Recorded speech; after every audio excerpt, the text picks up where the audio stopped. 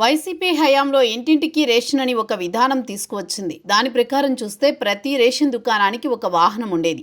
ఆ వాహనం ఆ రేషన్ కార్డుదారుల ఇళ్ల వద్దకు వెళ్లేది. ఇలా వారం రోజుల పాటు రేషన్ బండి తిరిగేది.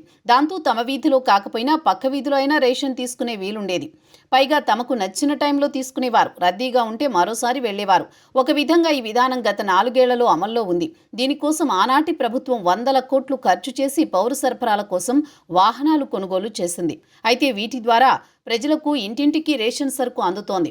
అయితే వాహనాలకు ఖర్చు పెట్టడం ఆర్థిక భారంగా ప్రభుత్వానికి ఉంది అంటున్నారు. దానికోసం బడ్జెట్ బాగా ఖర్చు అవుతోంది అన్నది పౌర సరఫరాల శాఖ ఆలోచనగా ఉంది. దాంతో గత కొంతకాలంగా ఈ విషయం మీద సీరియస్గానే ప్రభుత్వం చర్చలు జరుపుతోంది. తమ వాహనాలు ఆపేస్తే ఉపాధి పోతుందని ఓవైపు వాహనదారులు అంటున్నారు. అయితే ప్రభుత్వానికి ఖర్చుతో పాటు ఇతర అన్ని అంశాలను పరిగణలోకి తీసుకుని మొత్తానికి ఇంటింటికి రేషన్ వాహనాలను నిలుపుదల చేస్తూ ఒక ఖచ్చితమైన నిర్ణయం తీసుకుంది.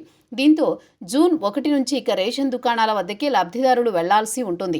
అక్కడే వారికి రేషన్ ఇస్తారు. ఇది పూర్వం నుంచి ఉన్న విధానమే. అయితే మరి క్యూలుంటాయని దుకాణాలు ఎప్పుడు తెరుస్తారో ఎప్పుడు మూసేస్తారో తమకు సమాచారం ఉండదని జనాలు గతంలో ఫిర్యాదులు చేసేవారు. మరి ఇప్పుడు అలాంటివి జరగకుండా ప్రభుత్వం చూసుకోవాల్సి ఉంది. అంతేకాదు నెలలో 15 రోజుల పాటు ఉదయం నుంచి రాత్రి వరకు దుకాణాలు, రేషన్ డీలర్లు తెరిచి ఉంచేలా అధికారులు తగిన చర్యలు తీసుకోవాలని కోరుతున్నారు.